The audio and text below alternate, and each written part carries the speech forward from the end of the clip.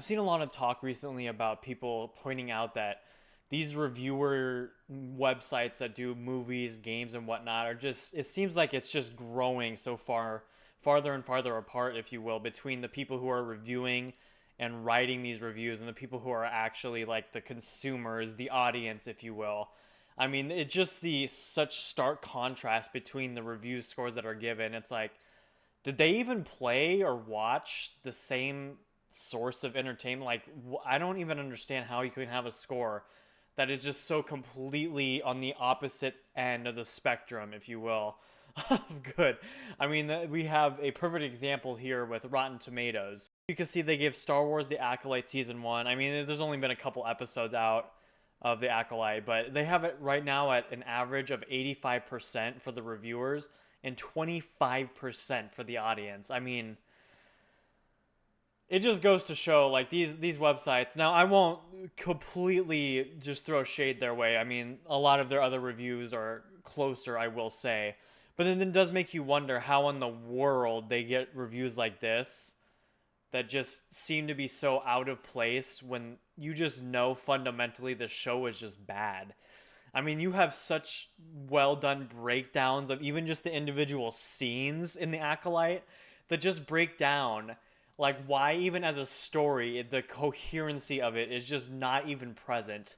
It's like they're going to one place and they had to go back, and then this guy's been surrounded by a force field and now all of a sudden he just wants to die and then she kills him. It's like, what?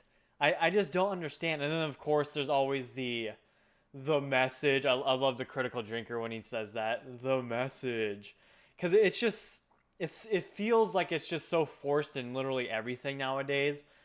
And so whenever we get another show that just seems to be like another just representation, I don't even know what you want to call it, work of, I was gonna say work of art, but that's clear, that's not what this is, not even close. Just horrible storytelling, really. I mean, it just doesn't make any sense. I mean, the characters who are supposed to be Jedi's and they get killed by a knife, if you will. It's like, what? I just it's just so hard for myself who likes Star Wars to even try and watch these shows. I don't think that I'm gonna be watching any more of it, to be honest, because yeah, it's just even at the fundamental level, it's bad. Let alone all the other nonsense that they just try to force in there with the strong female protagonist, and the guys are just kind of bumbling idiots, if you will. And it's like, okay, we get it. Yeah, you have to push the message for Hollywood or whatnot. But I mean, come on, man. It's just getting so old so quick, and that's why it's just such a sigh of relief, not a sign, a sigh of relief when we have shows that just go back to the basics. I don't know, when we just have action shows that are just about guys blowing stuff up. It's like, yeah, it's incredible why those sell out so well. It's because I don't know, maybe because a lot of the people who go to movies to watch the more action focused shows are guys. I'm not saying there aren't women that go watch superhero movies or Star Wars, but you just gotta realize that the fundamental audience, the core audience that watches this is guys. Like, come on.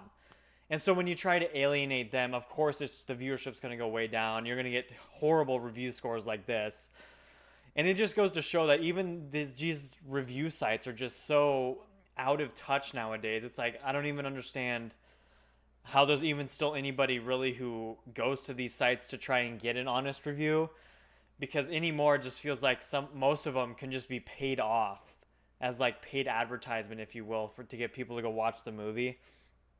I mean, I'll be real. I don't think I've ever used a review site. I've always just gone by like word of mouth of what other people that I know have said. But yeah, it just seems so out of touch and out of control. And we've just seen this growing more and more recently with all these different gaming review sites and these websites that review movies and TV shows. That I just kind of wanted to make a quick video on it. Just say, like, this is just so.